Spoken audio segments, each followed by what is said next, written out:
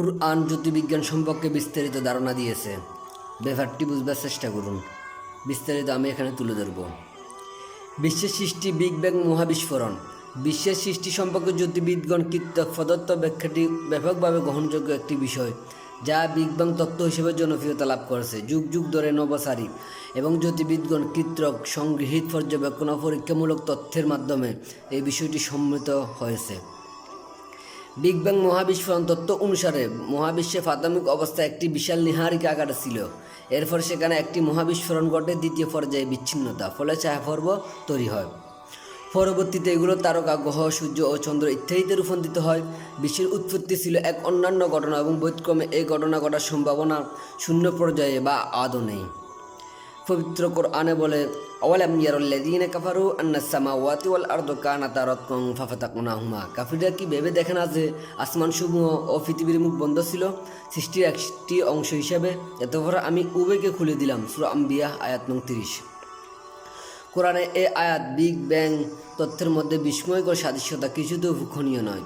1400 বছর পূর্বে আরবের মরুভূমিতে অবতীর্ণ হওয়া একটি গ্রন্থ কীভাবে এমন গভীর বৈজ্ঞানিক সত্যকে ধারণ করতে পারে? আমি মুসলিম ও মুসলিম ভাইদের কাছে ছেড়ে দিলাম। এবার আসি ছায়াপথ সৃষ্টির প্রাথমিক গ্যাস পিণ্ড। বিজ্ঞানীরা বলেছেন যে মহাবিশ্বের ছায়াপথ গঠিত হওয়ার পূর্বে আকাশ সম্পর্কীয় পদার্থগুলোর প্রাথমিকভাবে গ্যাস জাতীয় পদার্থের আকার ছিল। সম্পর্কে বলা যায়, ছায়াপথ তৈরির পূর্বে বিপুল পরিমাণ গ্যাস জাতীয় পদার্থ কিংবা মেঘ বিদ্যমান ছিল। আকাশ সম্পর্কিত প্রাথমিক পদার্থকে বর্ণনা করতে ধোঁয়া শব্দটি গ্যাসের চেয়ে অধিকতর যথার্থ। কোরআনে বলা হয়েছে, দুখান শব্দটি দ্বারা বিশ্বের এই অবস্থাটিকে বোঝায়, যার অর্থ হচ্ছে ধোঁয়া। পবিত্র কোরআনে বলা হয়েছে, সুম্মা ইস্তাওয়া ইলাস সামাই ওয়া হিয়া দুখানুন ফাকালা লাহা ওয়া লিল আরদি ইতিয়া তাওআন আও কারহা ক্বালাতা আতাইনা তা'ইন।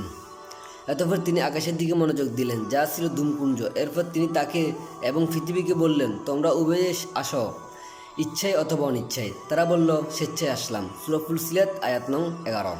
তাছাড়া এটা যে বিগ ব্যাং এর স্বাভাবিক ফল হলো এই ঘটনা এবং নবী মুহাম্মদ সাল্লাল্লাহু আলাইহি সাল্লামের পূর্বে আরবের কারো কাছে এটি পরিচিত ছিল না। তাহলে এই জ্ঞান উৎস কোথা থেকে আসলো? ও মুসলিমদেরকে আমরা এই প্রশ্ন ছুড়ে দিলাম। এবার আসি, পৃথিবী গোলাকার নাকি? আদিকালে মানুষ বিশ্বাস করত যে পৃথিবীর আকাশ হচ্ছে চ্যাপ্টা বা স্পিড। শত শত বছর ধরে মানুষ পৃথিবীর কিনারা থেকে ছিটকে পড়ে যাবার ভয়ে বেশি দূর পর্যন্ত ভ্রমণ করতো না। 1597 সালে স্যার ফ্রান্সিস ড্রেক প্রথম পৃথিবীর চারপাশে নভ্রমণের পর প্রমাণ করেছিলেন যে পৃথিবী গোলাকার। এবার আসি দিবারাত্রির বিবর্তন সম্পর্কে। কোরআনে বলা হয়েছে, আলাম তারা আন্নাল্লাহা ইউলিজুল লাইলা ফিন নাহারি ওয়া ইউলিজুন নাহারা ফিল লাইল। আপনি কি দেখেন না যে আল্লাহ রাতকে দিনের মধ্যে এবং দিনকে রাতের মধ্যে প্রবেশ করান? সূরা লুকমান আয়াত নং 29। এখানে বলা হচ্ছে রাত ধীরে ধীরে এবং ক্রমশ দিনে রূপান্তরিত হয়। অনুরূপভাবে দিনও ধীরে ধীরে এবং ক্রমশ রাতে রূপান্তরিত হয়। এই ঘটনা কেবল পৃথিবী গোলাকার হলেই ঘটতে পারে। যদি পৃথিবী চ্যাপ্টা হতো তাহলে রাত্রি থেকে দিনে, দিন থেকে রাত্রিতে একটা আকস্মিক পরিবর্তন ঘটে যেত। পৃথিবী গোলাকার সম্পর্কে কোরআন বলে, খলাকাস সামাওয়াতি ওয়াল আরদা বিল হাক্কি ইউকাব্বিরুল লাইলা আলান নাহারি ওয়া ইউকাব্বিরুন নাহারা আলাল লাইল। তিনি আকাশমণ্ডল এবং পৃথিবীকে যথাযথ সৃষ্টি করেছেন। তিনি রাতকে দিন দ্বারা আচ্ছাদিত করেন এবং দিনকে রাত দ্বারা আচ্ছাদিত করেন। সূরা জুমার আয়াত নং 5। আয়াতে আরবি শব্দ হচ্ছে ইউকাব্বিরু, যার অর্থ আচ্ছাদিত করা বা কোনো জিনিসকে পেঁচানো। যেভাবে মাথার চতুর্দিকে পাগড়ি পেঁচানো হয়, দিন ও রাতের আচ্ছাদিত করা বা কুণ্ডলি ফাঁকানো বিষয়টি শুধু তখনই সম্ভব যখন পৃথিবী গোলাকার হয়। পৃথিবী বলের মতো পুরোপুরি গোলাকার নয়, বরং ভূগোলকের মতো। উদাহরণস্বরূপ এটি মেরুদণ্ডের ন্যায় চেপ্পা। সে সম্পর্কে কোরআন বলে, ওয়াল আরদা বা'দা যালিকা দাহাহা। আর আল্লাহ পৃথিবীকে উয়ার পর ডিম আকৃতি তৈরি করেছেন। সূরা আন-নাজিয়াত আয়াত নং 30। আমাদের উচিত বর্তমান অশ্লীল সমাজে ইসলামিক ভিডিওগুলো like, share, follow and subscribe করে সবার মাঝে ছড়িয়ে দেওয়া। সম্ভবত এটা একটা সওয়াবের কাজ। আপনার কারণে একজন মানুষ ইসলামিক জ্ঞান শিখার সুযোগ পেল। এখানে ডিমের জন্য আরবি শব্দ হচ্ছে দাহাহা, যার অর্থ হচ্ছে একটি উট পাখির ডিম। একটি উট পাখির ডিমের আকৃতি হচ্ছে পৃথিবীর ভূলকীয় আকৃতির নেই। এভাবে কোরআন পৃথিবীর আকৃতি সঠিকভাবে বর্ণনা করেছে। যদিও কোরআন নাজিল হওয়ার সময়ে পৃথিবী চ্যাপ্টা হবার ধারণাটাই ব্যাপকভাবে প্রচলিত ছিল। চাঁদের আলো হচ্ছে প্রতিফলিত আলো নাকি অন্য কিছু? পূর্বেকার সভ্যতাগুলো বিশ্বাস করতো যে চাঁদ তার নিজস্ব আলো দেয়, কিন্তু বিজ্ঞান এখন আমাদেরকে বলে যে চাঁদের নিজস্ব কোনো আলো নেই। চাঁদের আলো হচ্ছে প্রতিফলিত আলো। যা হোক, কোরআন 1400 বছর পূর্বে বলেছে, তাবারাকাল্লাযী জাআলা তাবারাকাল্লাযী জাআলা ফিস সামাঈ বুরুজান ওয়া জাআলা ফিহা সিরাজান ওয়া কমারাম মুনীরা। কল্যাণময় তিনি, যিনি নবমণ্ডলগুলোর রাশিচক্র সৃষ্টি করেছেন এবং তাতে রেখেছেন সূর্য আর দীপ্তিময় চন্দ্র। সূরা ফুরকান আয়াত নং 61। আল্লাহ তাআলা কোরআন আরও বলেন, হুয়াল্লাযী জাআলা শামসা দিয়াআন ওয়াল কমারা নূরা। তিনি সেই সত্তা যিনি সূর্যকে উজ্জ্বল আলোকময় এবং চাঁদকে তীক্ষ্ণ আলোকিত করেছেন। সূরা ইউনূস আয়াত নং 5। আরও বলা হয়েছে, আলাম তারাউ কাইফা খালাকাল্লাহু সাবআ সামাওয়াতিন তিবাকা ওয়া জাআলাল কমারা ফীহিন্না নূরান ওয়া জাআলাশ শামসা সিরাজা। তোমরা কি লক্ষ্য করো না যে আল্লাহ কীভাবে সপ্ত আকাশকে স্তরে স্তরে সৃষ্টি করেছেন এবং সেখানে চাঁদকে রেখেছেন আলোক রূপে এবং সূর্যকে রেখেছেন প্রদীপ রূপে। সূরা নূহ আয়াত নং 15-16। এবার আসি, সূর্য আবর্তিত হয়। দীর্ঘদিন ধরে ইউরোপীয় দার্শনিক বিজ্ঞানীরা বিশ্বাস করত যে পৃথিবী মহাবিশ্বের কেন্দ্রে স্থির হয়ে আছে এবং সূর্যের অন্য গ্রহগুলো এর চতুর্দিকে আবর্তন করছে। পাশ্চাত্যে খ্রিস্টপূর্ব 2য় শতাব্দীতে টেলেমির যুগ থেকে মহাবিশ্বে ভূকেন্দ্রিক ধারণা ব্যাপকভাবে প্রচলিত সত্য হিসেবে বিদ্যমান ছিল। 1512 খ্রিস্টাব্দে নিকোলাস কোপারনিকাস তার সূর্যকেন্দ্রিক গ্রহ সংক্রান্ত গতিত্ব দেন, যাতে বলা হয় সূর্য তার চারদিকে ঘূর্ণায়মান গ্রহগুলোর কেন্দ্রে গতিহীন। 1609 খ্রিস্টাব্দে জার্মান বিজ্ঞানী ইউহান্নাস কেপলার নামক বইটি প্রকাশ করেন। এতে তিনি চূড়ান্ত সিদ্ধান্ত উপনীত হয়েছিলেন যে গ্রহগুলো শুধু সূর্যের চারদিকে ডিম আকৃতির কক্ষপথে পরিভ্রমণ করে না, বরং সেগুলো নিজ নিজ কক্ষের উপর অসম গতিতে অবর্তিত হয়। এ জ্ঞানের ফলে ইউরোপীয় বিজ্ঞানীদের পক্ষে দিন ও রাতের আবর্তন সহ সৌরজগতের বহু বিষয়ে ব্যাখ্যা দেওয়া সম্ভব হয়েছিল। এসব আবিষ্কারের পরও বিশ্বাস করা হতো যে সূর্য স্থির এবং পৃথিবীর মতো স্বীয় কক্ষের উপর অবর্তিত হয় না। আল্লাহ এ সম্পর্কে বলেন, হুয়াল্লাযী খলাকাল লাইলা ওয়ান নাহারা ওয়াশ শামসা ওয়াল কমার কুল্লুন ফি ফালাকিন ইয়াসবাহুন। তিনি সৃষ্টি করেছেন রাত্রি এবং দিন এবং সূর্য চন্দ্র সবাই স্বীয় কক্ষপথে বিচরণ করে। সূরা আম্বিয়া আয়াত নং 33। এখানে আরবি শব্দ হচ্ছে ইয়াসবাহুন। শব্দটি সাবাহা শব্দ থেকে এসেছে। এই শব্দটি যে কোনো প্রবাহমান বস্তুতে অদ্ভুত গতিতে বোঝানোর জন্য ব্যবহার হয়ে থাকে। শব্দটিকে যদি আপনি মাটির উপরে কোনো ব্যক্তির ক্ষেত্রে ব্যবহার করেন, তাহলে এর অর্থ এটা নয় যে সে গড়াগড়ি দিচ্ছে, এটা অর্থ হবে যে সে হাঁটছে বা দৌড়াচ্ছে। আবার শব্দটি যদি আপনি পানিতে অবস্থানরত কোনো ব্যক্তির জন্য ব্যবহার করেন, তখন এর অর্থ হবে না যে সে ভাসছে, বরং সে সাঁতার কাটছে। একইভাবে আপনি যদি ইয়াসবাহুন শব্দটি আকাশ সম্পর্কিত কোনো জিনিস যেমন সূর্য সম্পর্কে ব্যবহার করেন, তাহলে এটা শুধু মহাশূন্যের মধ্য দিয়ে উড়াকে বোঝাবে না, বরং এটি মহাশূন্যে অবর্তিত হয় এমন অর্থকেও বোঝাবে। অধিকাংশ স্কুল পাঠ্যপুস্তকে এই সত্যটি অন্তর্ভুক্ত করা হয়েছে যে সূর্য তার কক্ষপথে আবর্তন করে। সূর্যের নিজ কক্ষ আবর্তনকে বোঝার জন্য টেবিলের উপরে সূর্যের প্রকৃতির প্রদর্শন করা যেতে পারে না। আর কেউ বিচার বুদ্ধিহীন না হলে সূর্যের প্রকৃতিটি পরীক্ষা করতে পারে।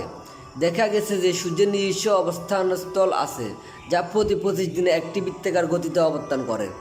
অর্থাৎ স্বীয় কক্ষপথে আবর্তন করতে সূর্যের প্রায় 25 দিন সময় প্রয়োজন। প্রকৃত প্রস্তাবে সূর্য প্রতি সেকেন্ডে 240 কিলোমিটার গতিতে মহাশূন্যের মধ্যে দিয়ে ভ্রমণ করে এবং আমাদের ছায়াপথের কেন্দ্রের চতুর্দিকে একটি গুরুত্বপূর্ণ সম্পন্ন করতে প্রায় 200 মিলিয়ন বছর লাগে। সে প্রসঙ্গে আল্লাহ বলেন, লাশ-শামসু ইয়ানবাগী লাহা আন তুদরিকাল কমারা ওয়ালাল লাইলু সাবিকুন নাহার ওয়া কুল্লুন ফি ফালাকিন ইয়াসবাহুন। সূর্য নাগাল পেতে পারে না চাঁদের এবং চাঁদ আগে চলে না দিনের। প্রত্যেকে আপন কক্ষপথ স্তরণ করে। সূরা ইয়াসিন আয়াত নং 41 উল্লেখ করেছে যে যেমন চাঁদ ও সূর্যের স্বতন্ত্র কক্ষপথের অস্তিত্ব এবং এগুলোর নিজস্ব গতিতে মহাশূন্যে ভ্রমণ করে। সৌরজগৎকে নিয়ে এই সূর্য যে নির্দিষ্ট স্থানকে লক্ষ্য করে চলছে, সেই স্থানটি আধুনিক জ্যোতির্বিজ্ঞান দ্বারা যথাযথভাবে আবিষ্কৃত হয়েছে। ওই জায়গাটির নাম দেওয়া হয়েছে সৌরসিংহ। প্রকৃতপক্ষে সৌরজগৎ মহাশূন্য যে দিকে ধাবিত হয়, এই দিকটির অবস্থান বর্তমানে যথাযথ দৃঢ়ভাবে প্রতিষ্ঠিত, আর সেটি হলো বৃহৎ আকারের এক গ্রুপ তারকা। পৃথিবীর চারদিকে ঘুরতে চাঁদের যতটুকু সময় লাগে, ততটুকু সময়ে তার নিজ কক্ষপথে একবার আবর্তন করে। একবার পরিপূর্ণভাবে ঘুরে আসতে তার 29 দিন সময় প্রয়োজন। কোরআন আয়াতসমূহের বৈজ্ঞানিক নির্ভুল তথ্য কেউ আশ্চর্য না হয়ে পারে না যে আমাদের কি এই প্রশ্নটির ব্যাপারে চিন্তা করা উচিত নয়? কোরআন জ্ঞানের কি উৎস ছিল?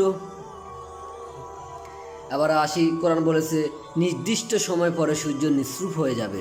গত 5 বিলিয়ন বছর ধরে রাসায়নিক প্রক্রিয়ার সূর্যের পৃষ্ঠে তাপ উৎপন্ন হচ্ছে। অনাগতকালের কোনো এক নির্দিষ্ট সময়ে এর সমাপ্তি ঘটবে। যখন সূর্য পৃথিবীর সকল প্রাণের অস্তিত্বের বিলুপ্তের মাধ্যমে সম্পূর্ণ নিষ্প্রভ হয়ে যাবে, সূর্যের অস্তিত্বের স্থায়িত্ব সম্পর্কে কোরআন বলে ওয়াশামসু তাজরি লিমুস্তাকরিল্লাহা যালিকা তাকদীরুল আজিজুল আলিম। সূর্য তার নির্দিষ্ট অবস্থানে আবর্তন করে, এটা মহাপরিক্রমশালী সর্বজ্ঞ আল্লাহর নিয়ন্ত্রণ। সূরা ইয়াসিন আয়াত 39। অন্য আয়াত আরও বলা হয়েছে ইউকাব্বিরুল্লাইলা আলান নাহারি ইউকাব্বিরুন নাহারা আলাল লাইল ওয়া সাখখারাশ শামসা ওয়াল কমারা কুল্লুন ইয়াজরি লিআজালিন মুসাম্মা আলা হুয়াল আজিজুল গফফার। তিনি রাতকে দিবস দ্বারা এবং দিবসকে রাত্রি দ্বারা আচ্ছাদিত করেন, আর তিনি সূর্য ও চন্দ্রকে নিরামাদিন করেছেন, প্রত্যেকে বিচরণ করে নির্দিষ্ট সময়কাল পর্যন্ত। জেনে রাখো তিনি মহাপরাক্রমশালী ও ক্ষমাশীল। সূরা জুমার আয়াত নং 5। এখানে আরবি শব্দ হচ্ছে মুস্তাকর, যার অর্থ একটি নির্দিষ্ট স্থান বা একটি নির্দিষ্ট সময়। এভাবে কোরআন বলেছে যে সূর্য একটি নির্ধারিত স্থানের দিকে আবর্তন করেছে, যা চলতে থাকবে পূর্ব নির্ধারিত সময় পর্যন্ত। এর মর্মার্থ হলো একদিন সূর্যের অবসান ঘটবে। এই বিষয়ে আরেক জায়গায় আল্লাহ অত্যন্ত পরিষ্কারভাবে বলেছেন ঈদের শামসু কুফিরত, যখন সূর্য নিঃস্ব হয়ে যাবে। সূরা তাকবীর আয়াত নং 1। মহাশূন্য কি বস্তুর অস্তিত্ব আছে? এবার আসি, মহাশূন্য কি বস্তুর অস্তিত্ব আছে? প্রথম দিকে জ্যোতির্বিজ্ঞান পদ্ধতিটির সুসংগঠিত ধারার বাইরের স্থানকে শূন্য মনে করা হতো। পরবর্তীতে জ্যোতির্বিজ্ঞানীরা এই আন্তর্জাতিক মহাশূন্য বস্তুর সেতু আবিষ্কার করেন। এই বস্তুর সেতুগুলোকে প্লাজমা বলা হয়, যা সমান সংখ্যক মুক্ত ইলেকট্রন ও ধনাত্মক আয়না বিশিষ্ট সম্পূর্ণ আয়নিত গ্যাস দ্বারা তৈরি। অধিকাংশ সময়ে প্লাজমাকে বস্তুর চতুর্থ অবস্থা বলা হয়। অন্য পরিচিত তিনটি অবস্থা হলো কঠিন, তরল এবং গ্যাসী। কোরআন সে সম্পর্কে বলেন, মহাশূন্যর ব্যাপারে বলেন আল্লাযী খালাকাস সামাওয়াতি ওয়াল আরদা ওয়া মা বাইনাহুমা। তিনি সেই সত্তা যিনি আসমান ও জমিন এবং এত দুইয়ের মাঝে অবস্থিত সকল কিছু সৃষ্টি করেছেন। সূরা ফুরকান আয়াত নং 59। তারপরে যদি কেউ বলে যে মহাশূন্যের ছায়া পরবর্তী বস্তুর উপস্থিতি 1400 বছর পূর্বে জানা গিয়েছিল, তাহলে তা সবার জন্য হাস্যকর ব্যাপার ছাড়া কিছুই হবে না। এবার আছে সম্পরণশীল মহাবিশ্ব। আমেরিকান জ্যোতির্বিজ্ঞানী এডউইন হাবল 1925 সালে পর্যবেক্ষণমূলক সাক্ষ্য প্রমাণ উপস্থাপন করেন যে সকল ছায়াপথ একে অপর থেকে অপসৃত হচ্ছে, যা ইঙ্গিত দিচ্ছে যে মহাবিশ্ব সম্প্রসারিত হচ্ছে। মহাবিশ্বের সম্প্রসারণ বর্তমানে একটি সুপ্রতিষ্ঠিত বিজ্ঞানী সত্য। মহাবিশ্বের প্রকৃতি সম্পর্কে কোরআন একই কথা বলেছে, আমি আকাশ নির্মাণ করেছি এবং আমি এর সম্প্রসারণকারী। সূরা জারিয়াত আয়াত 47। আরবি শব্দ মুসিউন এর অর্থ অনুবাদ হলো সম্প্রসারণকারী, এবং এটা মহাবিশ্বের ব্যাপক সম্প্রসারণতার দিকে ইঙ্গিত দেয়। স্টিফেন হকিং তার সময়ের সংক্ষিপ্ত ইতিহাস নামক গ্রন্থে বলেছেন মহাবিশ্ব সম্প্রসারিত হচ্ছে। এই আবিষ্কারটি 20 শতাব্দীর মহান বুদ্ধিবৃত্তিক বিপ্লবের অন্যতম। কিন্তু কোরআন এমন সময় মহাবিশ্বের সম্প্রসারণের কথা বলেছে যখন মানুষ সামান্য টেলিফোনও আবিষ্কার করতে পারে নাই। কেউ বলতে পারে যে যেহেতু আরবরা জ্যোতির্বিদ্যা অগ্রসর ছিল, সেহেতু কোরআনে জ্যোতির্বিজ্ঞান সম্পর্কিত সত্যের উপস্থিতি আশ্চর্যের বিষয় নয়। তারা যে সত্য উপলব্ধি করতে ব্যর্থ হয় যে জ্যোতির্বিদ্যায় আরবদের অগ্রসরতার কয়েক শতাব্দী পূর্বে কোরআন অবতীর্ণ হয়েছিল। তাছাড়া আরবরা তাদের বৈজ্ঞানিক অগ্রসরতার সুউচ্চ শিখরে আহরণ করা বিগ ব্যাং এর কারণে মহাবিশ্বের উৎপত্তি ছাড়া অনেক বৈজ্ঞানিক সত্য সম্পর্কে অবগত ছিল না। জ্যোতির্বিদ্যায় অগ্রগতির কারণে কোরআনের বর্ণিত বৈজ্ঞানিক সত্যসমূহ আরবদের কোনো অবদান ছিল না। প্রকৃতপক্ষে বিপরীতটাই সত্য, আর তা হলো কোরআন জ্যোতির্বিজ্ঞান বিষয়ে জ্ঞান আলোচনা বিদ্যমান রয়েছে বলে আরবরা জ্যোতির্বিজ্ঞানে অগ্রগতি অর্জন করেছিল। তাহলে আমাদের জ্যোতির্বিজ্ঞান সম্পর্কে কোরআন কি বলেছে বিস্তারিত বিষয়টি বুঝতে পেরেছেন? বুঝে থাকেন, যদি না বুঝে থাকেন তাহলে আমাদের কমেন্ট বক্সে জানাতে পারেন। ইনশাআল্লাহ পরে ভিডিও দেখা হবে পদার্থবিজ্ঞান সম্পর্কে কোরআন কি বলে।